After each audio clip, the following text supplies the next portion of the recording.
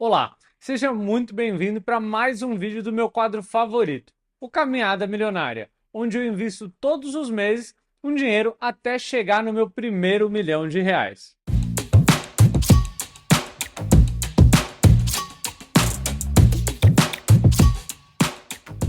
Antes de eu compartilhar a tela para vocês, eu queria comentar que vocês vão perceber que esse foi um mês bem atípico. Algumas mudanças aconteceram e, por consequência, a nossa carteira foi impactada.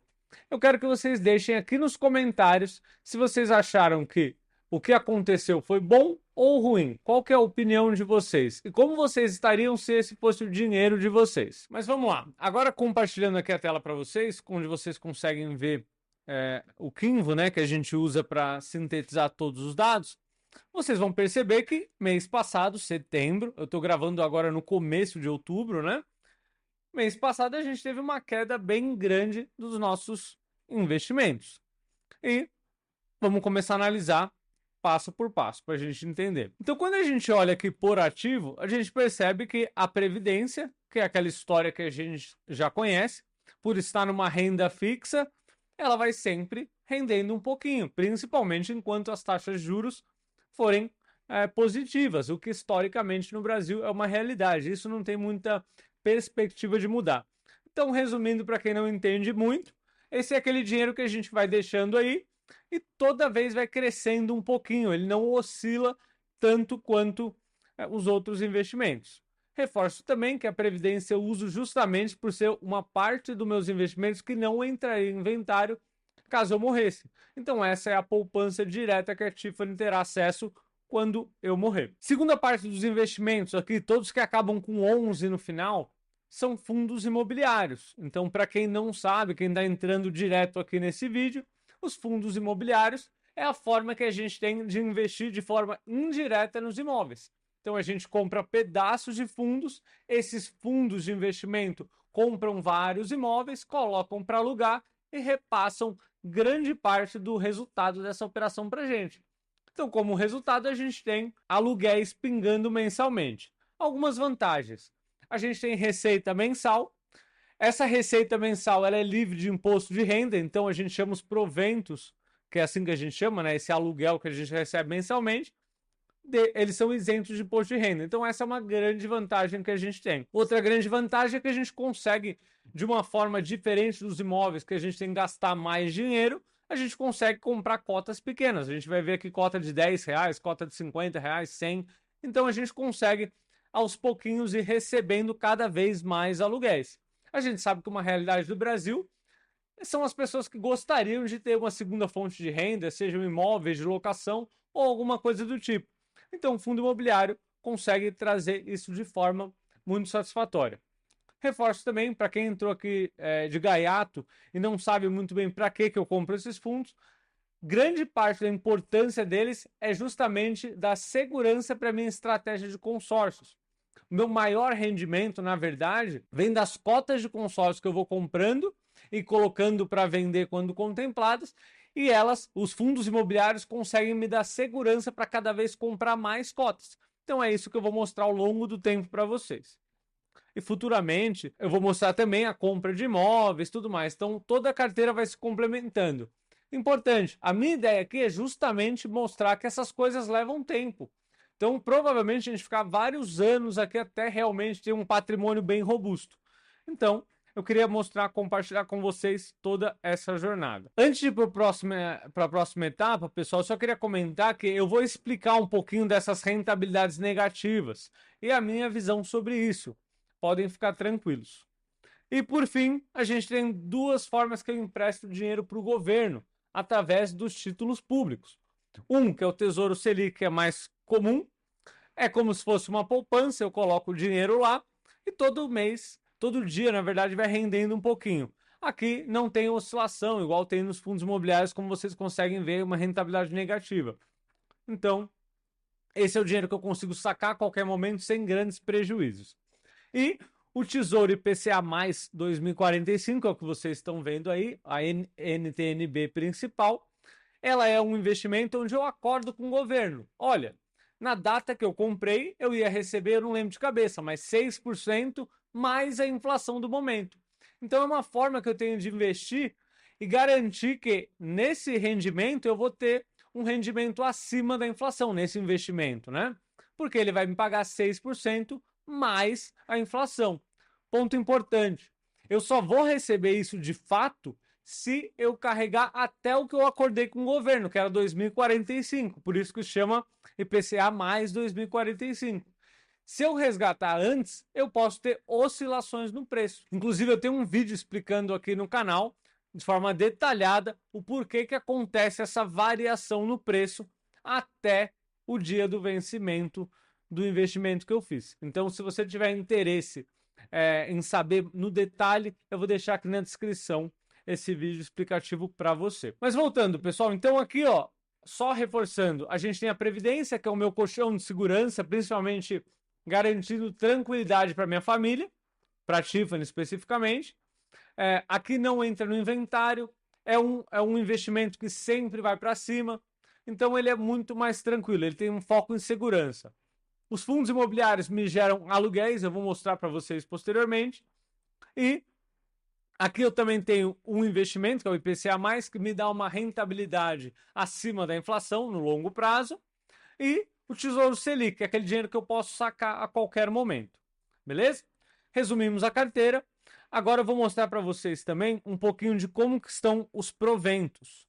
E já já eu comento sobre a questão da variação negativa, a rentabilidade negativa que os fundos imobiliários tiveram.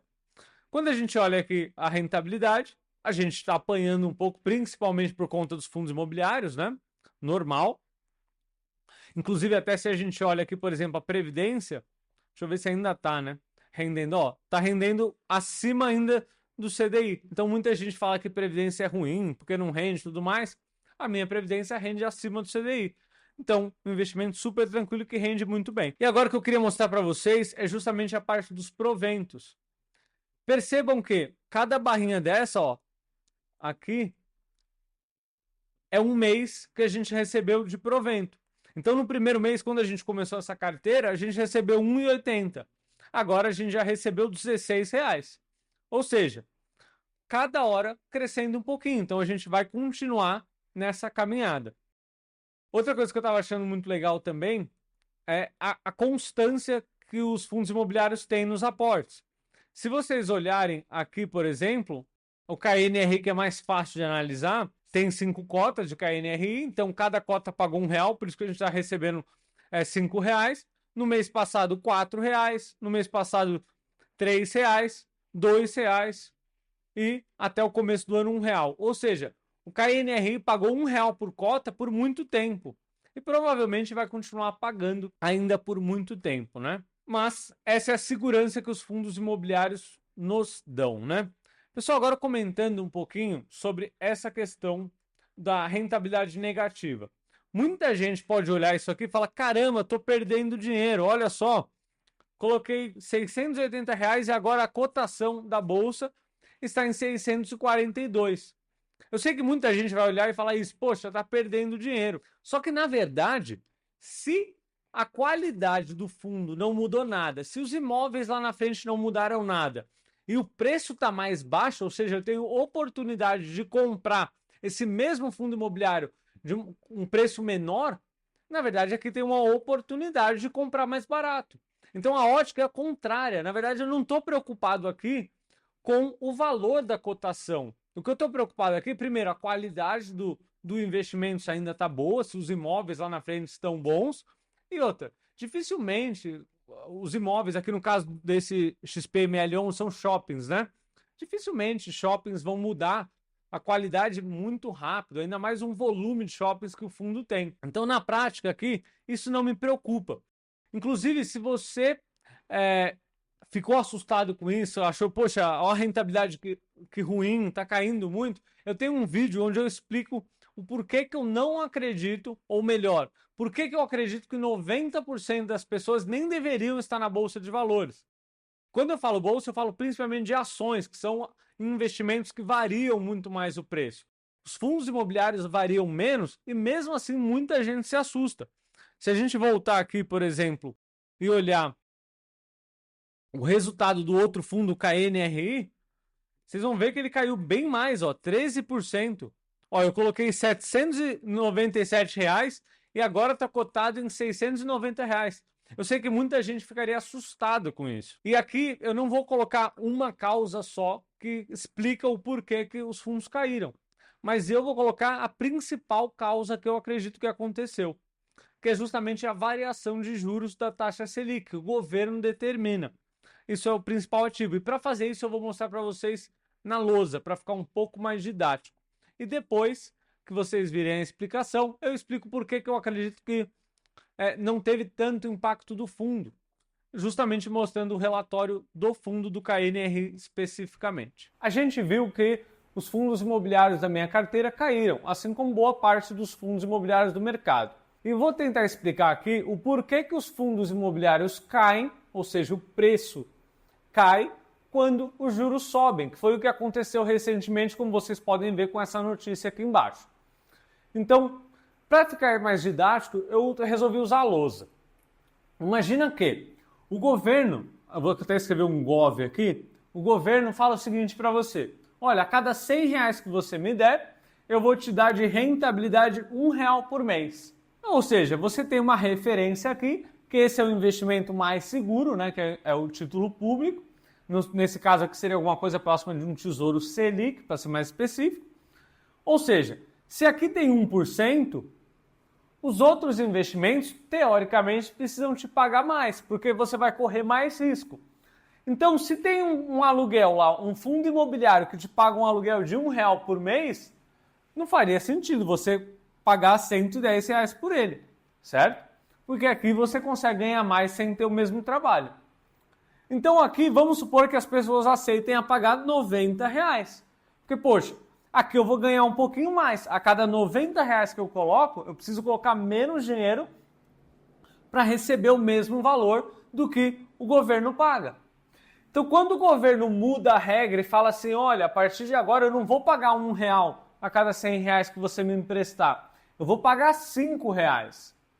A pessoa olha e fala, o quê? Eu vou pagar R$ 90 naquela cota que me dá R$ 1 por mês, sendo que o governo está dando R$ 5 a cada R$ 100 que eu coloco? Então a pessoa olha e fala, não, agora para eu ter uma equivalência dessa aqui, eu vou pagar, sei lá, R$ 15. Porque a cada R$ 15 que eu colocar, eu vou ganhar R$ 1. Então se aqui eu for ganhar R$ 5, por exemplo, aqui seria igual a R$ 75. Pronto, aqui a gente equilibra de novo essa equação. Então por isso que, claro que aqui eu fiz uma forma muito mais exagerada, os juros aumentando 5 vezes. Mas se o governo aumenta um pouquinho quanto ele oferece aqui, as pessoas aceitam a pagar menos pela cota. Por isso que acontece esse movimento. Então isso é muito normal. Quando os juros começam a subir, vocês podem perceber que o fundo imobiliário começa a ser precificado mais baixo. E aí, porque as pessoas aceitam a pagar menos. Então esse é o principal motivo pelo qual o fundo imobiliário cai quando os juros sobem. Se ficou clara essa explicação, deixa aqui nos comentários. Agora que eu expliquei um pouquinho por que eu acho que os juros são a principal causa da variação do preço dos fundos imobiliários, né? Eu vou mostrar para vocês também o relatório gerencial que saiu ontem. Então a gente consegue ver o documento que o fundo emite para prestar conta sobre o resultado do fundo e tudo mais. Então, estou abaixando aqui. Eu peguei pelo site Status Invest, mas você consegue pegar em vários sites. Basta colocar o código do fundo no Google, que você consegue ter acesso a todas essas informações. Bom, e como vocês conseguem ver, esse aqui é o relatório gerencial desse mês. Foi exposto dia 1º de outubro de 2024. Bom, aqui você consegue ter todo um resumo, mas eu só queria passar por cima de algumas informações. Pessoal, o fundo é muito grande. Vocês podem perceber que tem mais de 4 bilhões de patrimônio. Então é um fundo muito grande. São 28 mil cotas, 280 mil pessoas investindo. A vacância, que é o quanto dos imóveis, vacância física, né? O quanto dos imóveis está desocupado, a gente está falando de menos de 3%. Então, um número muito baixo mesmo. Ainda mais pelo volume de ativos que tem. Além disso, aqui já está a divulgação do que a gente vai receber. R$ 1 por cota, é importante. Quem estava com a cota no dia 30 eu fiz a compra de algumas cotas hoje, dia 2, eu não vou receber esse aluguel especificamente, eu só vou receber no próximo mês. Mas se a gente continua analisando aqui, a gente consegue ver o volume de negociação, então a gente está falando de 12 milhões de reais de negociação por dia, ou seja, é um volume expressivo, né? O quanto tem de vacância no fundo, então está há muito tempo já, há um ano, praticamente a mesma vacância, né? 2,5%, 3%. Um número muito baixo. Vacância financeira já é em relação à parte financeira, né? O quanto de aluguel não está recebendo como poderia. Outro ponto importante, a gente está falando aqui de um fundo que está distribuído em 3 estados. Claro que boa parte em São Paulo, boa parte dos imóveis, né? Distribuído também por tipologia. Parte logística, que são aqueles galpões, e escritório, que são as lajes corporativas. Os grandes prédios da Faria Lima, por exemplo, que a gente conhece aqui em São Paulo. Perfil do volume do contrato. Olha o vencimento dos contratos, vários para 2026, 2027, maior parte para 2028 em diante. Ou seja, são contratos longos. A gente não está falando que uma pequena oscilação, ou não tão pequena assim, né, tenha de fato causado um prejuízo na qualidade do fundo. Não faz muito sentido. É igual quando a ação do Itaú cai por algum burburinho, alguma notícia, não significa necessariamente que o Itaú está pior. Muito pelo contrário, grande parte das vezes isso não impacta quase nada no Itaú, mas as pessoas se assustam e o preço varia. Por isso que eu reforço que 90% das pessoas não deveriam estar na bolsa de valores. Quando a gente olha aqui no fim, olha o tamanho dos prédios, olha quantos prédios o fundo tem. Então a gente está falando aqui de um fundo muito grande. Olha o portfólio de galpões logísticos também. Então, o que eu sempre penso é, se eu fosse fazer a gestão do meu patrimônio, eu mesmo provavelmente eu não teria essa vacância tão baixa. Então aqui a gente está falando de um fundo muito bom, uma qualidade muito boa, né? Eu nem estou aprofundando tanto em querer saber o detalhe do fundo, eu só estou mostrando que quando a gente para analisar friamente, a gente está falando de um investimento bem mais tranquilo do que a variação nos mostra, né? Então é isso, pessoal. Isso que eu queria mostrar para vocês, que não teve grandes mudanças. Simplesmente o que eu acredito é o que eu mencionei na questão dos juros. A alta dos juros faz com que as pessoas aceitem a pagar menos pelos fundos imobiliários. Normal. E é isso, pessoal. Vou deixar aqui na tela também os investimentos aproveitando essa queda dos preços que eu fiz esse mês, fiz hoje um pouco mais cedo. Claro, sempre pagando minha previdência, os R$ 200 por mês que eu me comprometi a pagar. E também aproveitei para comprar KNRI, que é o fundo que mais caiu, que eu acho que vale a pena comprar mais nessa promoção. E o restinho do dinheiro eu comprei de BCFF11, como vocês vão ver o comprovante. BCFF11 também caiu um pouco, mas principalmente porque eu consigo encaixar aquelas poucas moedas. Vamos deixar parado, vamos deixar trabalhando, né? E é isso. Até o próximo vídeo. Tchau, tchau.